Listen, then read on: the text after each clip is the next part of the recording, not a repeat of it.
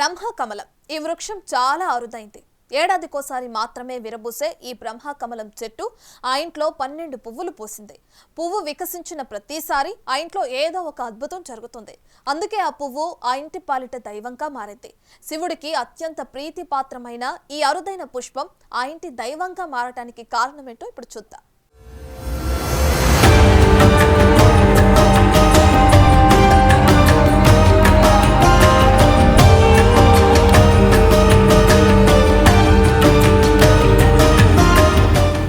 రంగారెడ్డి జిల్లా షాబాద్ మండలంలోని తాళపల్లి గ్రామంలో బంటా నరేష్ గౌడ్ అనే వ్యక్తి 3 సంవత్సరాల క్రితం బ్రహ్మకమలం మొక్క తీసుకొచ్చి ఇంట్లో నాటాడు. మొక్క నాటిన ఏడాదికి తొలిసారిగా బ్రహ్మకమలం పుష్పం వికసించింది. అయితే చాలా కాలంగా సంతానలేమితో బాధపడుతున్న నరేష్ దంపతులకు పుష్పాన్ని దర్శించుకుని మొక్కుకుంటే అదే సంవత్సరం వారికి సంతాన భాగ్యం కలిగింది. ఇక దీంతో ఆ కుటుంబం ఎంతో సంతోషించింది. బ్రహ్మకమలం చెట్టును దైవంగా కొలవటం స్టార్ట్ చేశారు. అయితే గతేడాది బ్రహ్మకమలం మళ్లీ వికసించింది. ఈసారి నరేష్ తమ్ముడికి సంతానం కలిగింది. దీంతో ఆ ఇంట్లో ఆనందానికి అవధులు లేవు. బ్రహ్మకమలం చెట్టు ఆ ఇంటి పాలిట కల్పవృక్షంగా కొలుస్తున్నారు. అయితే ఇప్పటికే 12 సార్లు వికసించిన ఈ పుష్పం మళ్లీ గురువారం వికసించింది. 3 పువ్వులతో కనువిందు చేస్తుంది. ఈ పుష్పాన్ని దర్శించుకుంటే అందరికీ మంచి జరుగుతుందని అందరూ తమ ఇళ్లలో బ్రహ్మకమలం చెట్టు నాటుకోవాలని కోరుతున్నాడు నరేష్. మరి ఆలస్యం ఎందుకు? మీరు కూడా ట్రై చేయండి.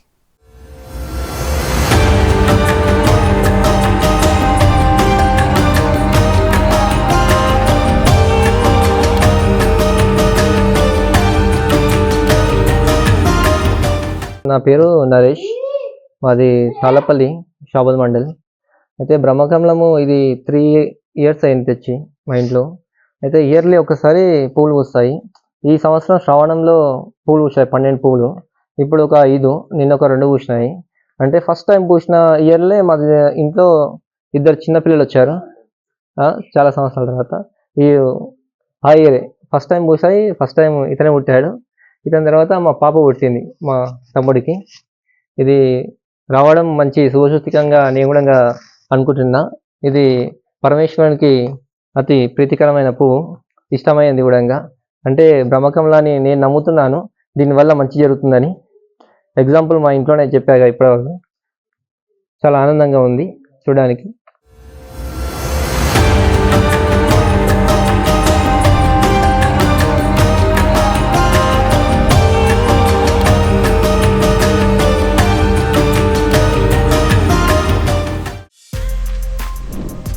For more videos like this, subscribe Big TV channel.